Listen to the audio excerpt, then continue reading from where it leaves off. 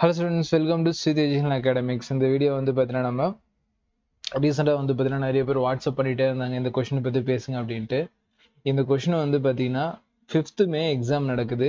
6th வந்து நம்ம question analyse பண்ணுறோம். 7th மே வந்து இந்த கொஷினில் என்ன கான்ட்ரவர்சி இருக்குது, ஆக்சுவலாக இதுக்கு என்ன ஆன்சர் பண்ணியிருக்கணும் அப்படிங்கிறத இங்கிலீஷ் அண்ட் தமிழில் நம்ம சொன்ன ஒரே யூடியூப் சேனல் நம்ம மட்டும்தான். மீது எல்லாருமே இதை எக்ஸ்பிளைன் பண்ணியிருப்பாங்க, நம்மளும் எக்ஸ்பிளைன் பண்ணப்படும். தமிழில் எக்ஸ்பிளைன் பண்ணுறது நம்ம யூடியூப் சேனல் மட்டும்தான். ஏன்னா இதில் எந்த அளவுக்கு இதில் நாலேஜ் இருக்குது, நம்ம இதை டிஸ்கஸ் பண்ணியிருந்தோம். Old NCERT and new NCERT compare பண்ணி இந்த கொஷின் எப்படி ஆன்சர் போட்டிருக்கணும் அப்படிங்கிறதுக்கு வீடியோ வந்து 7th மே கொடுத்துருக்கேன். டிஸ்கிரிப்ஷனில் அண்ட் கமெண்ட்லேயும் நான் கொடுத்துருக்கேன், மறக்காமல் செக் பண்ணி பாருங்கள், இதுக்கு ஃபுல் விளக்கம். பட் இந்த கேள்வியில் வந்து பார்த்தீங்கன்னா இப்போ என்ன நடந்துச்சு அப்படிங்கிறதும், எதனால் வந்து எல்லாத்துக்குமே ரேங்க் மார்க் மாறுது, ப்ளஸ் கட் ஆஃப் எந்த மாதிரி சேஞ்ச் ஆகும் அப்படிங்கிறதுக்கான ஒரு ஃபுல் டீட்டெயில் இந்த வீடியோவில் வந்து பார்த்தீங்கன்னா ஒரு 4 ஸ்டெப்ஸில் ஈஸியாகவே நான் உங்களுக்கு சொல்லிடுறேன். சரிங்களா? ரைட். வீடியோ ஸ்டார்ட் பண்ணுறதுக்கு முன்னாடி நம்ம சித் எஜுகேஷனல் அகாடமி என்னோட தலைமைக்கு நிறைய பேர் கூடிய நீட் கோச்சிங் வந்து 1 இயர்க்கான ஆஃப்லைன் கிளாஸ் ரூம் ப்ரோக்ராம்க்கான அட்மிஷன் ஓப்பனில் இருக்குது. சரிங்களா? இனிமேல் தான் கிளாஸஸ் ஸ்டார்ட் பண்ண போகிறோம். இது வரைக்கும் நீங்கள் எந்த ஒரு கோச்சிங் கிளாஸஸும் ஜாயின் பண்ணல, நான் வந்து தமிழ் அண்ட் இங்கிலீஷில் பேசிக்லேருந்து ஃபண்டமெண்ட்லேருந்து நான் லேர்ன் பண்ணிக்க ஆசைப்பட்றேன் அப்படிங்கிறவங்களுக்காக இந்த பேட்ச் நம்ம வந்து பார்த்தீங்கன்னா ஸ்டார்ட் பண்ணியிருக்கோம். அட்மிஷன் ஓப்பனில் போயிட்டுருக்கு. ரொம்ப ரொம்ப அஃபோர்டபுளான ப்ரைஸில் கொடுத்துருக்கோம், மறக்காமல் பயன்படுத்திக்கங்க. இன்னும் இதை பற்றி கூடுதலான தகவலுக்கு ஸ்க்ரீனில் காட்டக்கூடிய 9080549820 நம்ம அகாடமி நம்பரை கான்டாக்ட் பண்ணி நீங்கள் தெளிவாக கேட்டு மற்ற விளக்கங்களையும் பெற்றுக்கொள்ளலாம். இப்போ பாருங்கள், இது கீழே வந்து பார்த்தீங்கன்னா நம்மளோட பயிற்சிக்கு டோட்டலாக நம்ம கோச்சிங் வந்து பார்த்தீங்கன்னா டைமிங் வந்து பார்த்தீங்கன்னா மார்னிங் ஆரம்பித்து நைட்டு வரைக்கும் வந்து ஒரு ஃபுல் பேக்கடான ஒரு ஷெடியூல் கொடுத்துருக்கேன். அதே மாதிரி ப்ளே டைமும் இதில் இன்க்ளூட் ஆகிருக்கு. சரியா? நம்ம வந்து ஒரு கேம்பஸ்குள்ளே ரன் பண்ண போகிறோம் அப்படிங்கிறப்போ நீங்கள் ரொம்ப சேஃப் அண்ட் செக்யூராக இருப்பீங்க. இதில் எந்த வகையான டவுட்டுமே கிடையாது. வரோம், நம்ம படிக்கிறோம், அதுக்கான டவுட்ஸ் வந்து பார்த்தீங்கன்னா ஃபேக்கல்ட்டிகிட்ட கேட்குறோம். நான் இருக்க போகிறேன், நான் தான் உங்களுக்கு ஹெட் கோச்சாக இருக்க போகிறேன், ஃபுல்லாகவே உங்களுக்கு ட்ரைனிங் கொடுக்க போகிறேன். ஸோ ஒரு கொஷினும் வந்து ஃபண்டமெண்டல் தான் டீச் பண்ண போகிறோம். அப்படிங்கிறப்போ இப்போ இந்த கேள்வியெல்லாம் வருது பார்த்தீங்களா, இது இவ்வளோ இஷ்யூ ஆகுது அப்படிங்கிறதெல்லாம் நம்ம கிளாஸ்லேயே சொல்லியிருப்போம். சரி, இவ்வளோ சிம்பிளாக எப்படி நம்ம அட்டன் பண்ணுறது அப்படிங்கிறதுக்கானதெல்லாம் இதில் பார்க்கலாம்.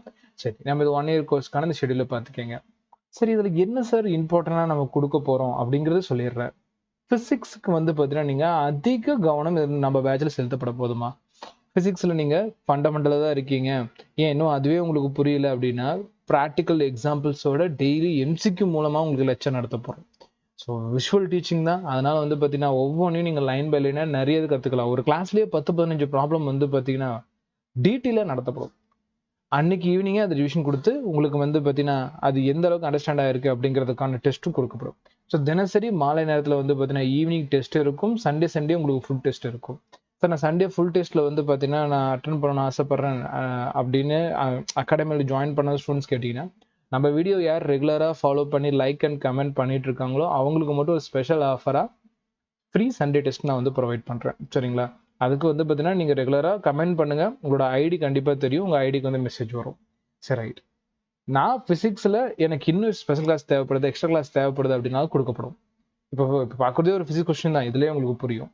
ரிப்பீட்டர் வந்துருந்தீங்கன்னா மற்ற ரிப்பீட்டர்ஸ் எல்லாம் நார்மலாக நீங்கள் ஜாயின் பண்ணிங்க அப்படிங்கிறத தாண்டி ரீரிப்பீட்டர்ஸ் அப்படிங்கிற கேட்டகரிக்கு வந்தப்போ ஒரு வருஷத்துக்கு கொடுத்துட்டு மறுபடியும் இன்னொரு வருஷத்துக்கு கொடுக்க வராங்க அப்படின்னா சில அகாடமியில் அவங்கள மறுபடியும் ஒரு ரிப்பீட்டராக தான் கன்சிடர் பண்ணுவாங்க. நம்ம அகாடமியில் அப்படி கிடையாது. அவங்களுக்கு மட்டும் தனித்துவமான பயிற்சி முறைகள் இனிஷியலேருந்து ஃபுல் டெஸ்ட்கான கோச்சிங் ஸ்டார்ட் பண்ணப்படும்.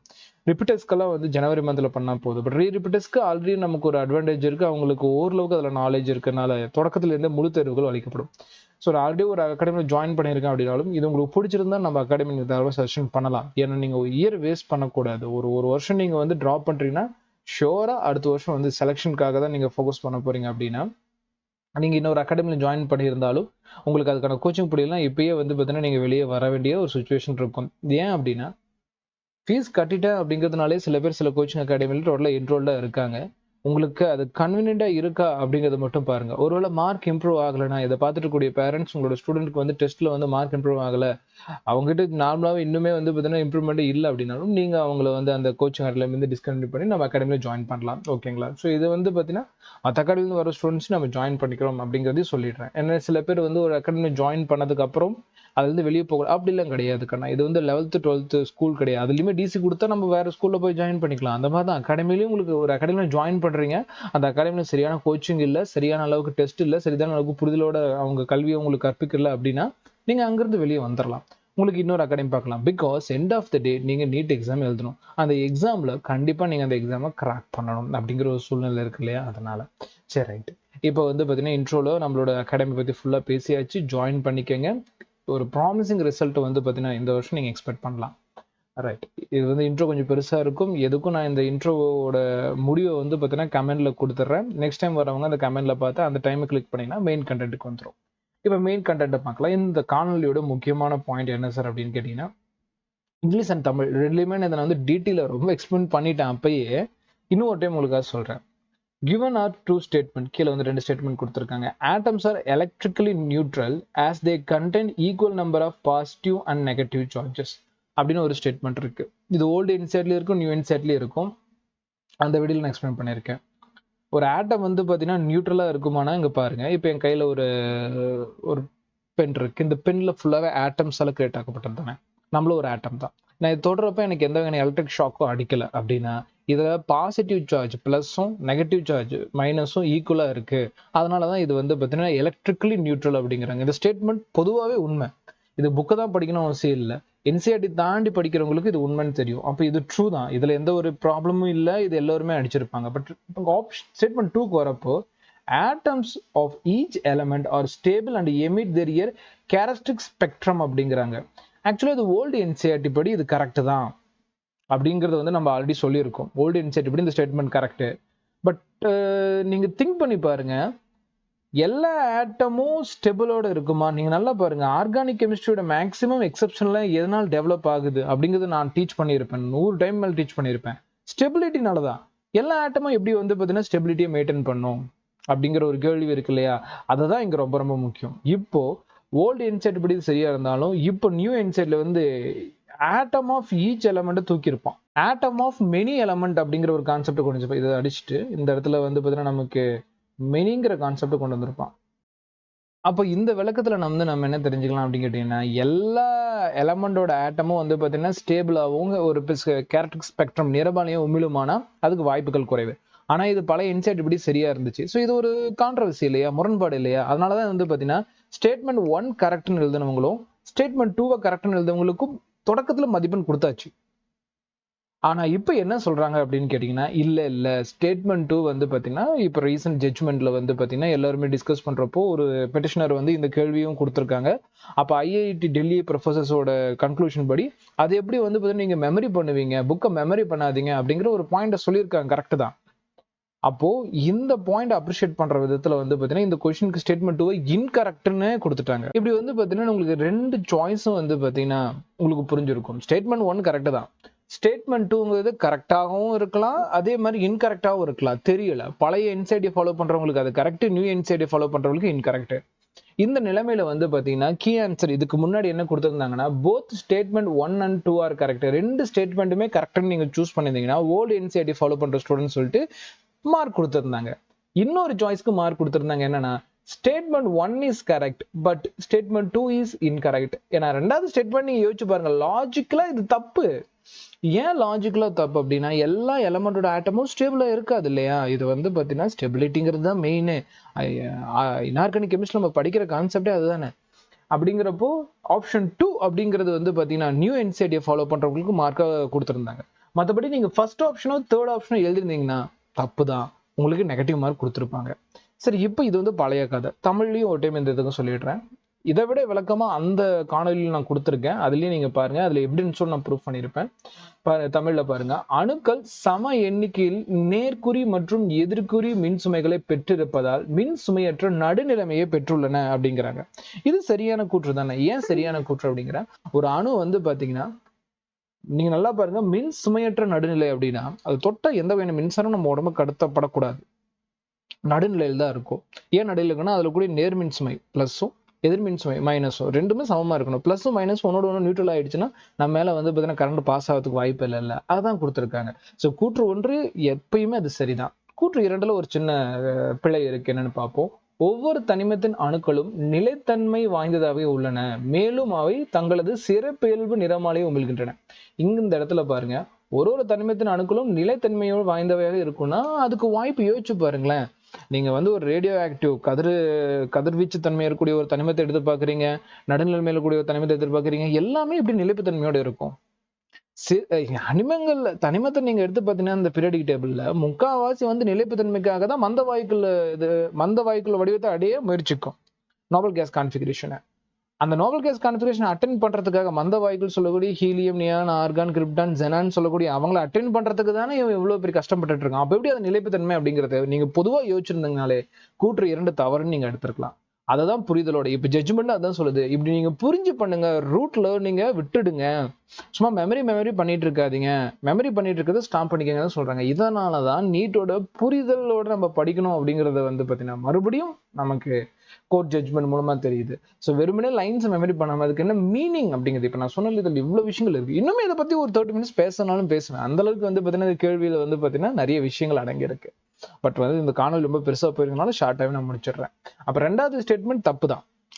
ஆனா பழைய என்சிஆர்ல வந்து 2வது ஸ்டேட்மெண்ட் கரெக்ட்னு கொடுத்துருப்பான். அதனால முன்னாடி எல்லாருக்குமே வந்து பாத்தீங்கன்னா இந்த செகண்ட் ஆப்ஷன் கூற்று ஒன்றுங்க பாருங்க. என்னன்னா தமிழ்ல கூற்று என்ன சரியானதுன்னே கொடுக்கல. கேட்டா நாங்க இங்கிலீஷ் தான் ஃபைனல் எடுத்துக்குவோம், இங்கிலீஷ்ல வந்து பாத்தீங்கன்னா ஸ்டேட்மெண்ட் 1 இஸ் கரெக்ட், தமிழ்ல அதை டைப்பே பண்ணல. எந்த அளவுக்கு ஒரு மெத்தன போக்கு இது வந்து வெறும் நீட்ல மட்டும் இல்ல. ஒரு சில பேர் சொல்லுவாங்க நீட்ல மட்டும்தான் சில பிரச்சனைகள் வருது. இல்ல, இது குரூப் 1 குரூப் 2ன்னு சொல்லக்கூடிய நீங்க தமிழக அளவுல ஒரு எக்ஸாம் எழுதினாலும் ஆங்கில பிரதியே முடிவானதுமா இங்கிலீஷ் வெர்ஷன் தான் ஃபைனலிஸ்ட், இங்கிலீஷ் வெர்ஷன் வச்சு தான் நீங்க கீ எடுப்போம் அப்படிங்கிறாங்க. அப்புறம் இதுக்கு தமிழ்ல கொடுக்கணுங்கிற ஒரு மிகப்பெரிய கேள்வி இருக்குல்ல. எவ்வளவு ஒரு மெத்தன இந்த ஒரு ஸ்டேட்மெண்ட் நான் எப்பயுமே ஏத்துக்க மாட்டேன். இப்பயே ஏத்துக்க போறதில்ல, இதுக்கு மேலே ஏத்துக்க போறதில்ல. அதாவது தமிழ் வழியில வந்து பாத்தீங்கன்னா 1வது இருந்து 12வது வரைக்கும் படிக்கிற மாணவர்களுக்கு இப்படி ஒரு விஷயம் பண்ணா நீங்க இங்கிலீஷ்ல ஃபைனலைஸ் பண்ணுங்க. இங்கிலீஷ் மொழி கண்டிப்பா எல்லாருக்கும் தெரியணும். டாக்டர் ஆனீங்கன்னா மொழி கண்டிப்பா இங்கிலீஷ் தெரியும், நம்ம குழந்தைங்க கண்டிப்பா தெரிஞ்சுக்குவாங்க. எத்தனையோ மாணவர்கள் அப்படி உருவாக்கப்பட்டிருக்காங்க, இனிமேல் உருவாக்க போறாங்க. அப்படின்னா இப்படி மெத்தனை போக்க டைப் பண்ணா இதுக்கு +4 மார்க் கொடுக்கணும். ஆனா கொடுக்க மாட்டாங்க. இன்னுமே ஆங்கில பிரதியே முடிவானதுங்க. இதை வந்து பாத்தீங்கன்னா சித்த எஜுகேஷனல் அகாடமி சார்பில் நம்ம தொடர்ந்து எதிர்த்து தான் இருக்கிறோம். இதை பத்தி வந்து ஃபியூச்சர்ல பேசலாம் போறோம். கூற்று என்ன சரின்னு கொடுக்கல போவாங்க, அது ஒரு பிரச்சனை. 2வது 4th ஆப்ஷன்ல பாருங்க. இப்ப 3rd ஆப்ஷன்ல கூற்று எது தவறானது? கூற்று தவறானது. எந்த கூற்று தவறானது? ஆனால் கூற்று 2 சரியானது. புரிஞ்சுக்க முடியுது. செகண்ட் ஆப்ஷன்ல என்ன கொடுத்துருக்கான்னு புரிஞ்சுக்க முடியுது. அது மாணவர்கள் புரிஞ்சுக்குவாங்க, டீச்சர்ஸ் நாங்க புரிஞ்சுக்கிறோம். டைப் பண்றவங்களுக்கு என்ன அப்படி ஒரு மெத்தனை போக்கு செக் பண்ணாம கொடுக்குறாங்க அப்படிங்கிற ஒரு மிகப்பெரிய ஆதங்கம் எப்பயுமே இருக்குதான் செய்யுது. இதை பத்தி நம்ம தொடர்ந்து பேசுவோம்.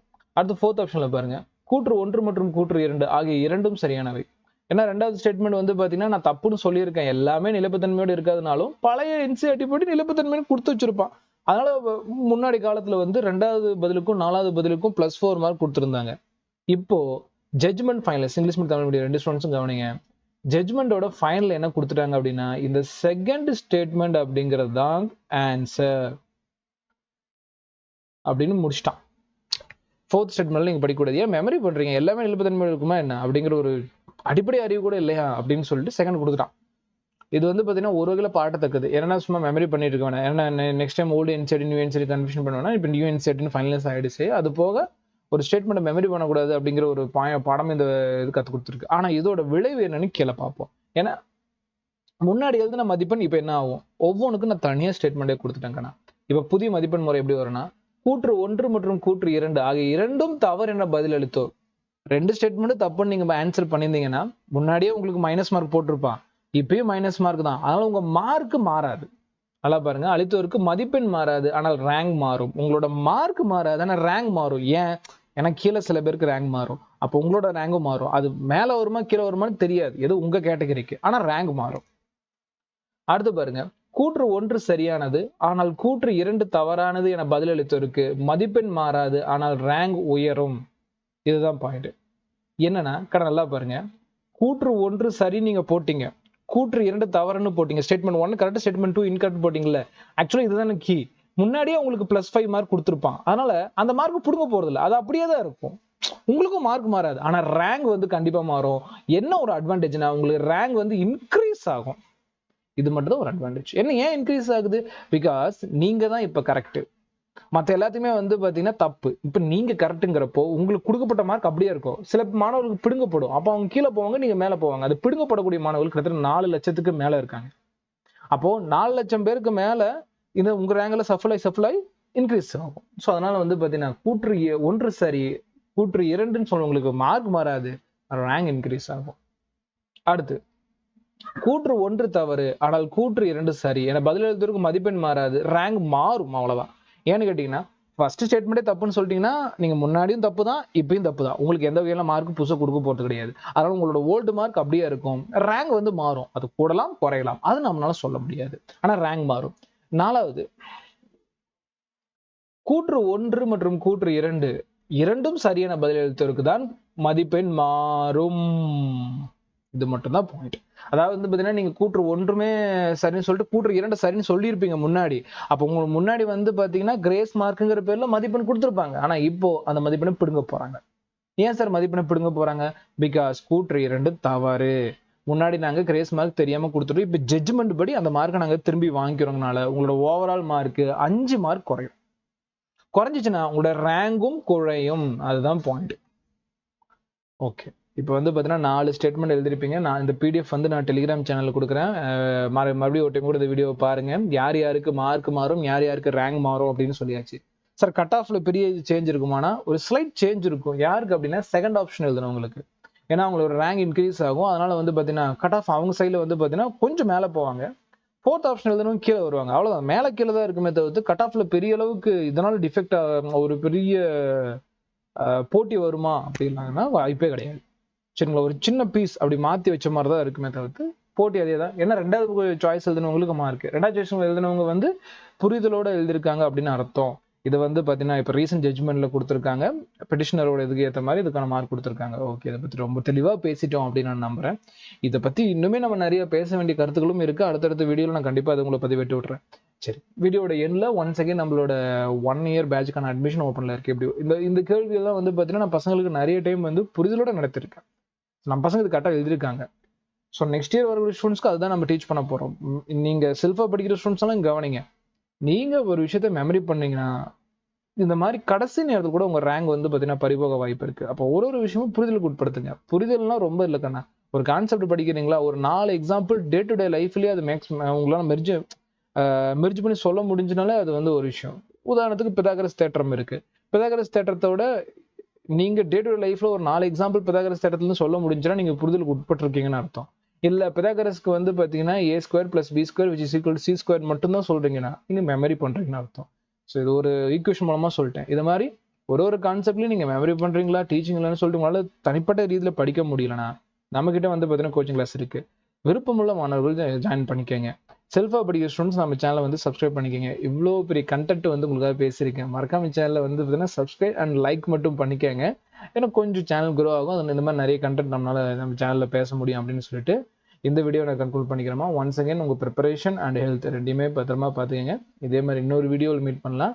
Until take care your health.